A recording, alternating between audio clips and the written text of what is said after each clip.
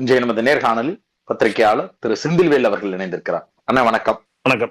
பாண்டிச்சேரியில தாவேகாவினுடைய தலைவர் விஜய் அவர்கள் பேசி இருக்கிறார். இவ்வளவு நாட்கள் பிஜேபியை எங்க எதிர்க்க மாட்டேங்கிறார் அப்படின்னு விமர்சனம் வச்சுக்கிட்டு இருந்தீங்க. எங்க அண்ணன் இப்ப ஒன்றிய அரசுன்னு சொல்லி பாண்டிச்சேரியில் ஏற்பட்டிருக்கக்கூடிய ஒரு மோசமான சூழலுக்கு காரணம் ஒன்றிய அரசு தான் அப்படிங்கிறத டிக்ளரே பண்ணிட்டாரு. அவர் தான் பிஜேபியை எதிர்த்துட்டார் தெல்லோடு துணிவோடு அப்படின்னு சொல்லி தாவேக்காரர்கள் ஒரு பக்கம் பேசி இருக்கிறார்கள். இது ஒரு பக்கம் முழுசா பல்வேறு விஷயங்கள் அதுல பேசப்படுறதா இருந்தாலும் கூட பாஜக எதிர்ப்பு அப்படிங்கிறத தன்னுடைய பாண்டிச்சேரி பயணத்தின் மூலமாக மிக தெளிவாக பேசி இருக்கிறார் அப்படின்னு சிலரும் பேசுறத பார்க்க முடிகிறது. எப்படி புரிந்து கொள்வது? நான் எதால சிரிக்கிறதுன்னு எனக்கு தெரியல மில்டன். நீங்க சொல்லுங்க. இப்ப புதுச்சேரியில போய் அவர் பாஜக எதிர்த்தாரு அப்படித்தானே? சரி, புதுச்சேரியில நடக்கிறது யாராச்சு? புதுச்சேரியில பாஜக கூட்டணி அரசு நடக்குது. கூட்டணி அரசை ஆதரித்து வானலாக புகழ்ந்து வருகிறார். புகழ்ந்து விட்டு ஒன்றியத்தில் இருக்கக்கூடிய பாஜக அரசு நோக்கி பயங்கரமா காத்திரமாலாம் இல்ல, அண்ணன் முறைச்சு பாடுறா அப்படின்னு வடிவேல ஒரு படத்துல சொல்லாத, முறைடா முறை அப்படி அப்படிலாம் கூட முறைக்கல. லைட்டா அப்படி போற போக்குல ரொம்ப லேசா அப்படி மயிலிறகால் வருவது போல அப்படி அப்படி அப்படி பட்டும் படாமலும் ஒன்றிய அரச கேள்வி கேட்டுக்கிறார். அவ்வளவுதான். நான் விஜய் பேசுவதற்கு சில மணி நேரங்களுக்கு முன்பாக என்னுடைய சமூக வலைதளங்களில் ஒரு பதிவு பண்றேன். அந்த பதிவுல தெளிவா இதை எழுதுறேன். புதுவையில் அவர் ஒன்றிய பாஜக அரச அப்படி லேசா அப்படி புத்துனாப்புல விமர்சிக்க கூடும். அவர் விமர்சித்தவுடன் இங்க இருக்கக்கூடிய தாவேகா கூட்டம், பார்த்தீர்களா எங்கள் அண்ணன் பாஜகவை விமர்சித்து பேசிவிட்டார் என்று சொல்வார்கள். ஆனால் புதுச்சேரி முதலமைச்சர் ரங்கசாமியை அவர் விமர்சிக்க மாட்டார் அப்படிங்கிறத விஜய் பேசுறதுக்கு முன்னாடியே நான் என் சமூக வலைதளங்கள்ல போட்டேன்.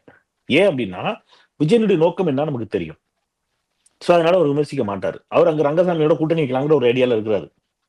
அங்க ரங்கசாமியோட கூட்டணினா அவரு பிஜேபியோட கூட்டணியா? இல்ல, பாஜக இல்லாம ரங்கசாமியும் விஜயும் கூட்டணிங்கிற மாதிரி ஒரு கணக்குக்கு போறாங்க. ஓ, அப்ப பாஜக கூட்டணியை உடைக்கும் அளவிற்கு வலிமை பொருந்தியவர் விஜய் அப்படின்னு பாஜக கூட்டணியை உடைக்கும் அளவிற்கு விஜய்க்கு வலிமை தான் கிடையாது. பாஜகவா என்ன செய்யும் யோசிச்சு ஒரு ஸ்கிரிப்ட போட்டிருக்கோம். ரைட்டு, நீங்க என்ன செய்யுங்க இந்த வாட்டி, ஏன்னா நீங்க ஏதோ ஒரு இடத்துல தெரியும் அங்க மக்கள் புதுவை அந்த அரசின் மீது கட்டும் கோபத்துல இருக்காங்க.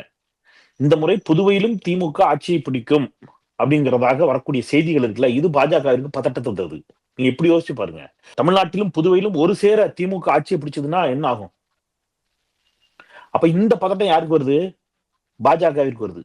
அப்போ தமிழ்நாட்டில் திமுக ஆட்சியை பிடிப்பதை பாஜகவால் தடுக்க முடியுமான்னா அது கொஞ்சம் சிரமம்.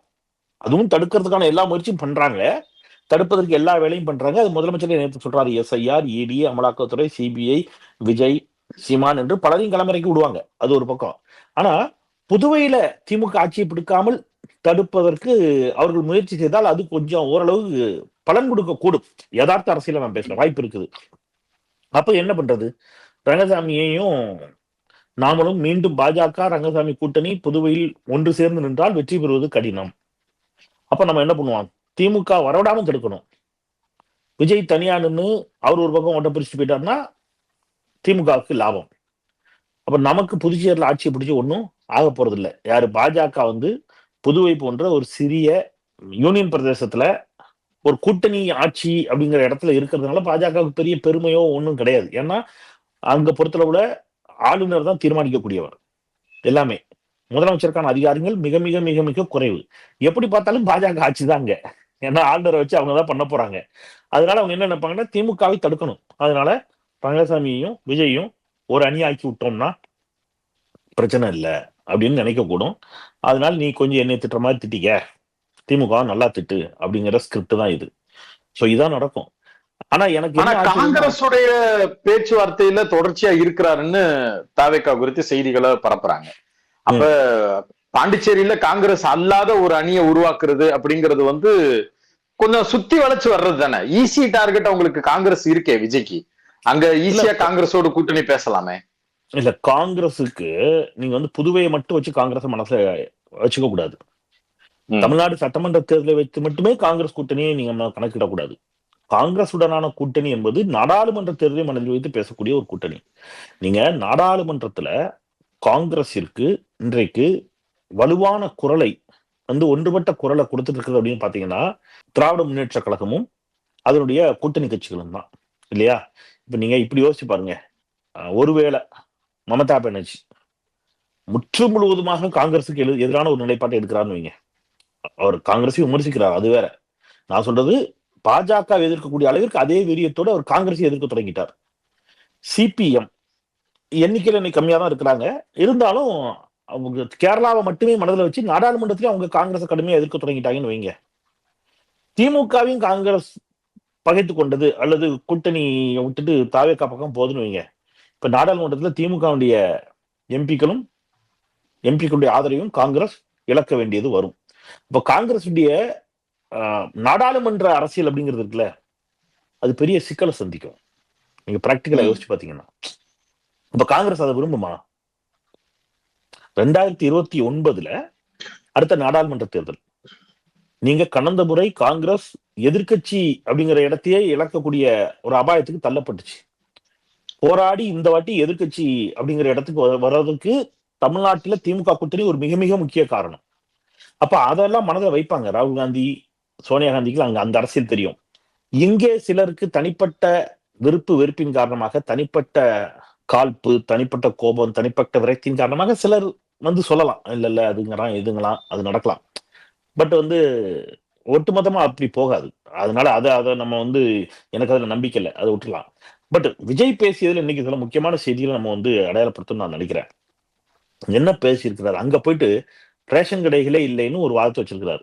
அப்கோர்ஸ் அங்க ரேஷன் கடைகள் சில காலம் இல்லாமல் இருந்துச்சு. இப்போ கடந்த ஒரு 8 ஆண்டுகளுக்கு பிறகு மீண்டும் ரேஷன் கடைகள் திறக்கப்பட்டன அப்படிங்கிற செய்தி கொஞ்ச நாளைக்கு முன்னாடி வந்துச்சு. நீங்க கூட ஊடகத்துல பார்த்திருப்பீங்க. மீண்டும் திறக்கப்பட்டன புதுவையில் ரேஷன் கடைகள் அப்படிங்கிற செய்தி வந்துச்சு. அப்ப ரேஷன் கடைகள் மீண்டும் திறக்கப்பட்டு விட்டன அப்படிங்கிறத இன்றைக்கு நமச்சிவாயம் தொலைபேசியில் ஊடகங்களுக்கு பேட்டி அளிக்கிறார் புதுவை அமைச்சர். அப்போ ரேஷன் கடைகள் அங்கே இயங்கிக் கொண்டிருக்கின்றன என்பதே தெரியாமல் தற்குறித்தனமாக விஜய் அங்க போய் வளர்றார். இதையேதான் தமிழ்நாட்டில் பண்ணார். தலைவர்களுக்கெல்லாம் மணிமண்டபம் கட்டுவதாக சொன்னார்களே அப்படின்னு சொல்லிட்டு நீங்க அதை என்ன செய்யறாரு, நீங்க கெட்டி விட்டீர்களா அப்படின்னு கேட்கிறாரு. நம்ம பார்த்தோம், கண்ணு முன்னாடி பார்த்தோம். இங்க அதே மாதிரி நாகப்பட்டினத்துல போயிட்டு என்ன பண்ணாரு, நீங்க இதெல்லாம் செஞ்சீங்களே, அதெல்லாம் சொன்னீங்களே, செஞ்சீங்களான்னு அங்க போய் நிறைவேற்றப்பட்ட திட்டங்களை எல்லாம் நிறைவேற்றப்படவில்லை என்பது போல பேசினார். அப்புறம் இல்லாத ஃபேக்டரி எல்லாம் மூடுனாங்கன்னு சொன்னாரு. ஆலு ஷானவாஸ் அதெல்லாம் எடுத்து அவர் ஒரு சட்டமன்ற உறுப்பினராக அந்த தொகுதியில் என்ன நடந்துச்சுங்கிறத அவர் சொன்னார், நம்ம பார்த்தோம். அதே மாதிரி இப்போ புதுவையில போய் அசிங்கப்பட்டிருக்கிறார். இப்ப இதுதான் விஜயனுடைய அறிவு, அவ்வளவுதான் அறிவு. எழுதி கொடுக்கறத வாசிப்பாரு. முக்கியமான கேள்வி என்ன வந்ததுன்னா, தமிழ்நாட்டுல ஆளுங்கட்சியா இருக்கிறது திமுக. இங்க திமுகவை அவர்கள் விமர்சிக்கும் போது சொன்ன வாதம் அதுதான், தமிழ்நாட்டுல ஆளுங்கட்சியா திமுக இருக்கு, அப்ப நான் திமுகவை விமர்சிப்பேன்னு. பாண்டிச்சேரியில போய் பிரச்சாரம் போடுறாங்க அப்படின்ன உடனே ஆப்வியஸா அங்க இருக்கக்கூடிய ஆளுங்கட்சியை விமர்சிக்கணும், அதானே அவங்க சொல்ற லாஜிக் படி கரெக்ட். ஆனா ஏன் என்ஆர் காங்கிரஸ்க்கு அவ்வளவு பெரிய ஒரு பாசிட்டிவான சிக்னலை கொடுக்கறது, அவர் நல்லவர் தான், அவர் பிஜேபி கூட்டணியில இருந்தாலும் கூட அவர் அவர் இது நல்லது செய்யறாரு அப்படிங்கிற மாதிரியான பொழிப்புரைகள் எல்லாம் போட்டுட்டே இருக்கிறாங்களே. நீங்க விஜய் உள்ள தள்ளுறதுக்கு ஐடியா போடுறீங்க சரிங்களா? மில்டனுக்கு விஜய் மீது கோபம் இருக்கலாம், ஆனா விஜய கழிதிங்கி வைக்கிறதுக்கு நீங்க நைஸா அவருக்கு தூண்டில போட்டு இழுக்கிறீங்க. அவர் என்ன சின்ன பப்பா, அவருக்கு தெரியாதா? தமிழ்நாடு காவல்துறை அவரை கைது செய்யாது. ஏன் செய்யாது? முதலமைச்சர் அவருக்கு பழிவாங்குற போக்கு கிடையாது, அதீத நாகரிகம் கொண்டவர், பழிவாங்கும் போக்கு இல்லாதவர், ரைட்டா? அப்ப அவர் அதை செய்ய மாட்டாரு. பிஜேபி அப்படியா? அப்போ இப்ப ஏற்கனவே சிபிஐட்ட போய் எரியறதுக்கு பயந்து என்ன கொப்பரக்குள்ள விழுந்த கதையா சிபிஐட்ட போய் சிக்கியிருக்காரு ஐயா. இப்ப கரூர் வழக்கு சிபிஐ விசாரணையில இருக்குது. ஏற்கனவே இருக்கக்கூடிய வருமான வரி வழக்கு அது இதுன்னு ஏகப்பட்டது தலைமையில கத்தி மாதிரி தொங்கிட்டு இருக்குது. இப்போ பாஜக தூக்கி உள்ள வச்சுச்சுன்னா நீங்க என்ன பண்ணுவீங்க? அப்போ பாஜக எடுத்து எப்படி பேசுறது? அப்புறம் நீங்க எல்லாருமே ஒரு லாஜிக்க புரிஞ்சிக்க மாட்டேங்கிறீங்க. அது அது எனக்கு எல்லாருமே வருத்தம் தான், இன்க்ளூடிங் யூ. எனக்கு அது வருத்தம். ஒரு முதலாளிக்கு துரோகம் பண்ணணும்னு நீங்க ஒரு தொழிலாளியிடம் எதிர்பார்ப்பது அது ஒரு அறத்திற்கு புறமான செயலாக அது பார்க்கப்படுறது இல்லையா? அவர் முதலாளி அமித்ஷா, மோடி, அவங்களுக்கு எப்படி அவர் துரோகம் பண்ணுவாரு? பண்ண மாட்டாரு. அதனால அங்க போயிட்டு பாஜக ஆளும் மாநிலம் தானே அங்கேயும். ஆனா நீங்க கவனிச்சீங்களா, அங்கேயும் போய் திமுக திட்டினாரு. நம்ம எல்லாம் கிண்டலா போட்டுட்டு இருந்தோம் சோசியல் மீடியால. திமுக அரசே அப்படின்னா, தம்பி அது புதுச்சேரி அரசு தம்பி, புதுச்சேரியிலும் போய் திமுக தான் திட்டுவீங்களா அப்படிங்கிற மாதிரி நம்ம கேட்டோம். அதாவது திட்டுவாங்களோன்னு நினைச்சு யூகிச்சு கிண்டல் பண்ணிட்டு இருந்தோம். அது உண்மையாகிட்டாரு. அங்கேயும் போய் திமுக அரசேங்கிறாரு, திமுகவை நம்பாதீங்கிறாரு. நீங்க புதுச்சேரியில போய் இப்ப இதுக்கு ஒரு விளக்கம் கொடுப்பாங்க, நீங்க இப்ப எழுதி வச்சுக்கீங்க. புதுச்சேரியில் தான் திமுக கட்சி இருக்கிறதே அப்படிம்பாங்க. புதுச்சேரியில் திமுக அரசு இல்லாமல் இருக்கலாம், ஆனால் திமுக என்ற கட்சி இருக்கிறது அப்படின்னு. ஒருவேளை இவ்வளவு நேரம் இந்த ஐடியா வரல, இந்த பேட்டியை பார்த்த உடனே நான் ஐடியா கொடுத்துருக்கேன். பரவாயில்ல, எதிரியா இருந்தாலும் ஐடியா கொடுத்துருக்காரு அண்ணாச்சி, நல்ல ஐடியான்னு எடுத்து இதே வெக்கம் இல்லாம சொல்லுவாங்க. நீங்க பாருங்க, புதுச்சேரியிலும் திமுக என்ற கட்சி இருக்கிறது, புதுச்சேரியில் திமுக ஆட்சிக்கு வர துடிக்கிறது, அதை தடுக்க வேண்டியது எங்கள் கடமை இல்லையா? இந்த பாயிண்ட் அப்படியே பேசுவாங்க. நீங்க பாருங்க. இப்ப தமிழ்நாட்டுல இருந்தா ஓவைசியோட கட்சி இருக்கு, அதனால ஓவைசியை திட்டுறாரா? இல்லங்க, அப்படி இல்ல. நீங்க ஓவைசியால இங்க ஆட்சிக்கு வர முடியாது இல்ல, ஆனா திமுக புதுச்சேரியில் ஆட்சிக்கு வர முடியல, வாய்ப்பு இருக்குது இல்ல. புரியுதா? இதெல்லாம் இப்ப இதெல்லாம் அவன் யோசிக்க மாட்டான். இப்ப நம்ம கொடுக்குற கண்டென்ட் அவனுக்கு, நம்ம தான் இப்ப கண்டென்ட் கொடுக்குறோம் அவனுக்கு. வெப்பன் சப்ளைன்னு வச்சுக்கங்களேன், பரவாயில்ல எடுத்துட்டு போட்டோம். ஏன்னா திட்ட மாட்டாங்க.